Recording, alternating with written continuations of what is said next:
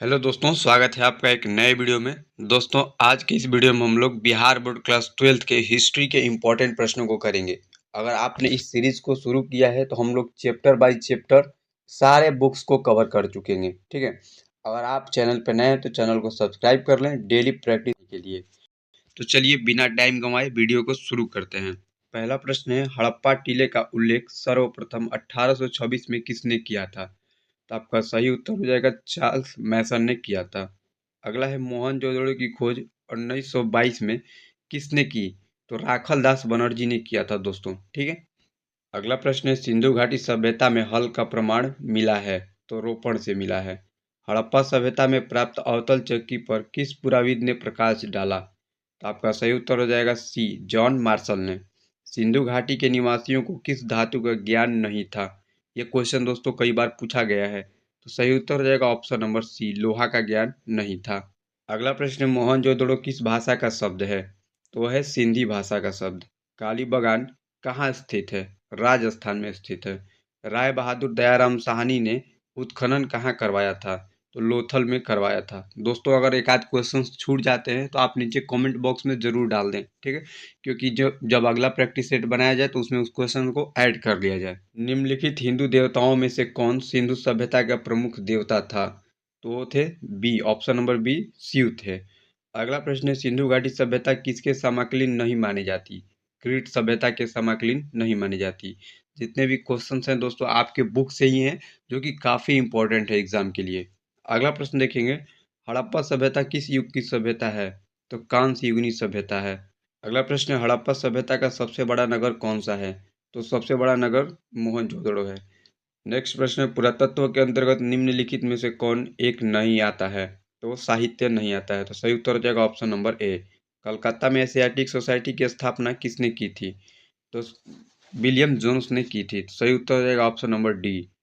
अगला प्रश्न है, हड़प्पा सभ्यता का प्रशासन था तो नगर पालिका जैसा था, यानी कि सुव्यवस्थित नालियां। अगला प्रश्न है, पहली बार हड़प्पा को किस वर्ष उत्खनित किया गया था?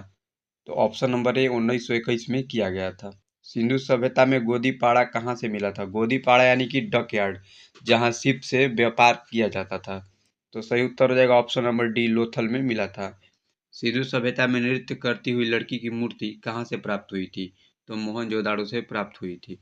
मोहनजोदड़ो किस नदी के किनारे स्थित है? तो सिंधु नदी के किनारे मोहनजोदड़ो स्थित है, सिंधु नदी के किनारे, ठीक है। हड़प्पा सभ्यता भारत के किस भाग में विकसित हुई थी? तो पश्चिमोत्तर भाग में विकसित हुई थी।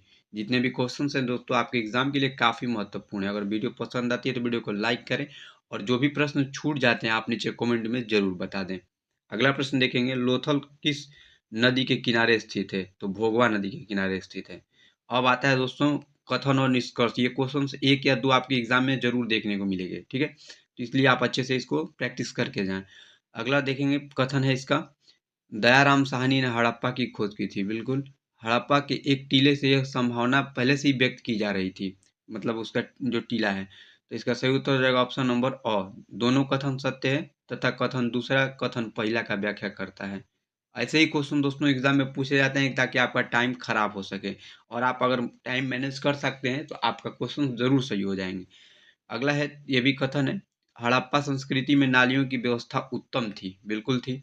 नालियां एवं इस तरह बनी ही थी कि सफाई एकदम आसानी से हो सकती थी। ये भी बिल्कुल सही है। तो इसका सही उत्तर जाएगा ऑप्शन नंबर अ।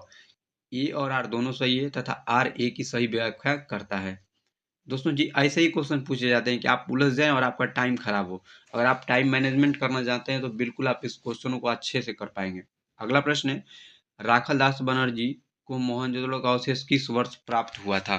तो आपका सही उत्तर हो जाएगा ऑप्शन नंबर सी, 1922 में प्राप्त हुआ था। कब प्राप्त हुआ था? तो 1922 में प्राप्त हुआ था।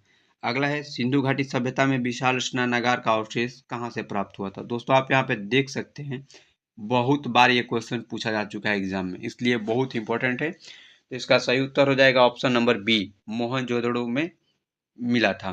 क्या? स्नानागार। अगला प्रश्न है, कथन और निष्कर्ष से कि सिंधु घाटी सभ्यता को हड़प्पा सभ्यता भी कहा जाता है। बिल्कुल कहा जाता है। सिंधु घाटी सभ्यता का प्रथम ज्ञात स्थल जिसकी सर्वप्रथम खुदाई हुई वह हड़प्पा थी। यह भी बिल्कुल सही है। इसका राइट आंसर हो जाएगा ऑप्शन नंबर अ। ए और आर दोनों सही है। आर ए की सही व्याख्या कर रहा है। अगला प्रश्न है, सिंधु घाटी सभ्यता का जुड़वा राजधानी कौन थी? तो हड़प्पा और मोहनजोदड़ो सिंधु घाटी का मतलब राजधानी था, जुड़वा।